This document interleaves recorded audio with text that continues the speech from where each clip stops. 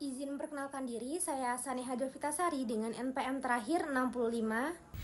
Izin memperkenalkan diri, saya Nurliana dengan angka NPM terakhir 27. Izin memperkenalkan diri, nama saya Ferdinanda Anggidumita Palma dengan angka NPM terakhir 81.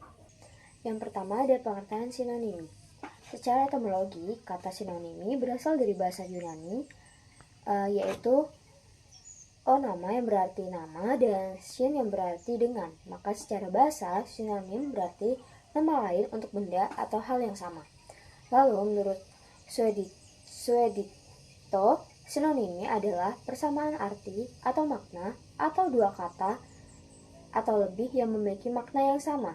Sinonim ialah dua kata atau lebih yang maknanya sama atau hampir sama atau mirip. Misalnya dua kata atau lebih yang mempunyai makna sama yaitu buku atau kitab, telinga atau kuping, dapat atau bisa, ayah, bapak, pintar, cerdas, dan sebagainya.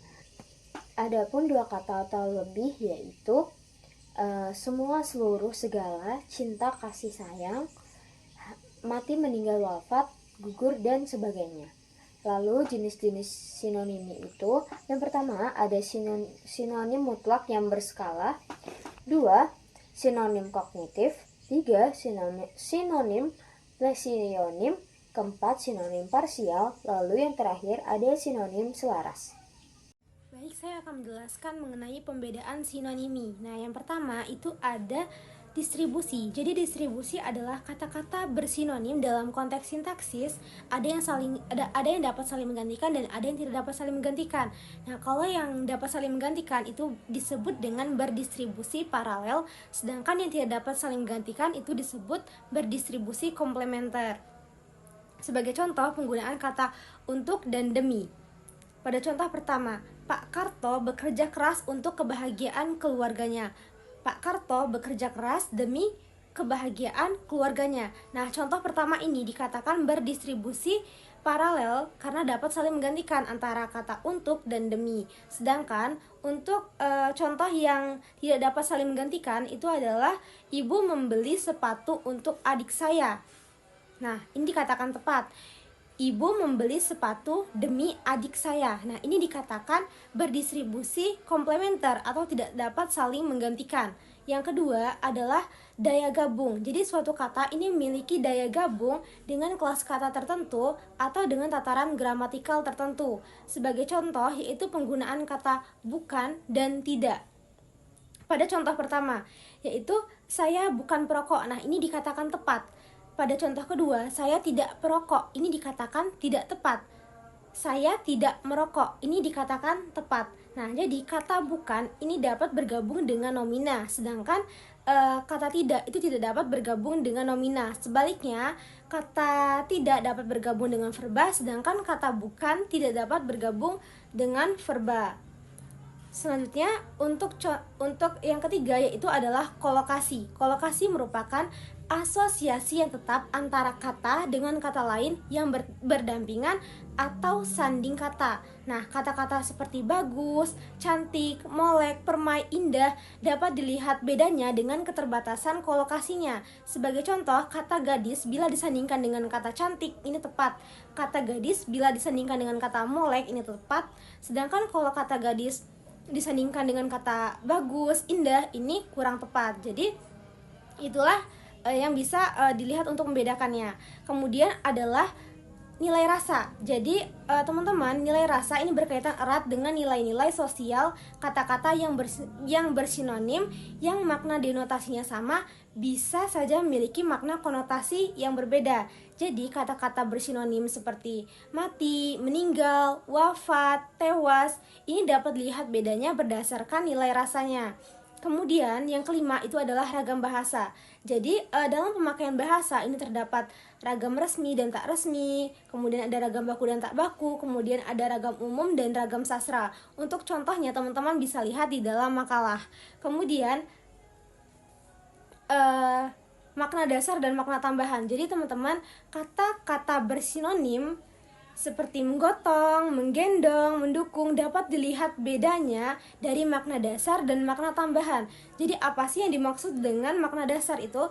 Jadi makna dasar ini bersifat umum dan lebih luas, sedangkan kalau makna tambahan ini bersifat khusus dan lebih sempit. Jadi sebagai contoh, antara kata menggotong dengan menggendong ini memiliki makna dasar yang sama, yaitu membawa, sedangkan dari segi makna tambahannya ini memiliki makna yang berbeda, yaitu kalau menggotong ini memiliki makna tambahan atau makna khususnya, yaitu secara bersama-sama dua orang atau lebih dengan dua tangan ini menggotong meja, menggotong dipan, menggotong lemari. Sedangkan kalau menggendong ini memiliki makna tambahan, yaitu dengan kedua belah tangan di belakang, yaitu menggendong anak, menggendong tas gitu teman-teman. Untuk pemaparan selanjutnya akan dijelaskan oleh rekan saya.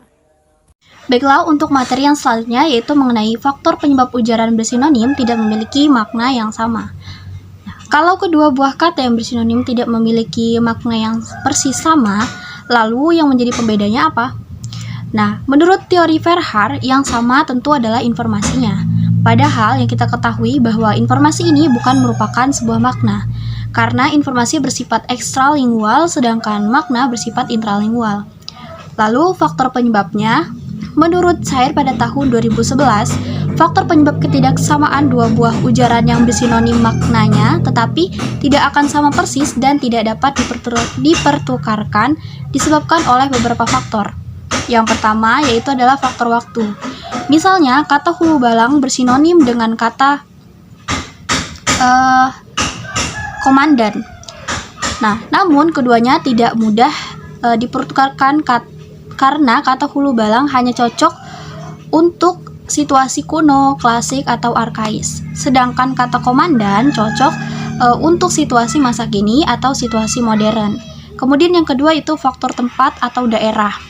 Nah, misalnya kata saya dan kata beta itu memiliki memiliki keterkaitan yaitu bersinonim. Tetapi beta hanya cocok untuk digunakan dalam konteks pemakaian bahasa Indonesia Timur atau salah satunya itu Maluku. Nah, sedangkan kata saya dapat digunakan secara umum di mana saja. Selanjutnya itu faktor sosial. Faktor yang ketiga ini, misalnya kata aku dan kata saya adalah dua buah kata yang bersinonim. Tetapi kata aku hanya dapat digunakan untuk teman sebaya dan tidak dapat digunakan kepada orang yang lebih tua atau yang memiliki status sosial yang lebih tinggi. Misalnya contohnya seperti dosen dan juga mahasiswa. Seringnya mahasiswa ini menggunakan kata saya daripada kata aku karena dianggap lebih sopan atau menghormati. Kemudian yang keempat itu faktor bidang kegiatan. Misalnya kata matahari bersinonim dengan kata surya. Tetapi kata surya hanya cocok digunakan atau lazim digunakan dalam sastra, sedangkan kata matahari dapat digunakan secara umum. Kemudian yang terakhir yaitu faktor nuansa makna. Misalnya kata-kata melihat, melotot, meninjau, dan juga mengintip adalah kata-kata yang bersinonim. Nah, kata melihat memang bisa digunakan secara umum, tetapi kata melirik hanya digunakan untuk menyatakan melihat dengan sudut mata. Nah, kata melotot yang digunakan untuk melihat dengan mata yang terbuka lebar. Kemudian kata meninjau digunakan untuk melihat dari tempat yang jauh atau tempat yang tinggi. Sedangkan kata mengintip hanya cocok digunakan untuk melihat dari daerah yang sempit. Mungkin sekian materi yang dapat saya sampaikan. Terima kasih.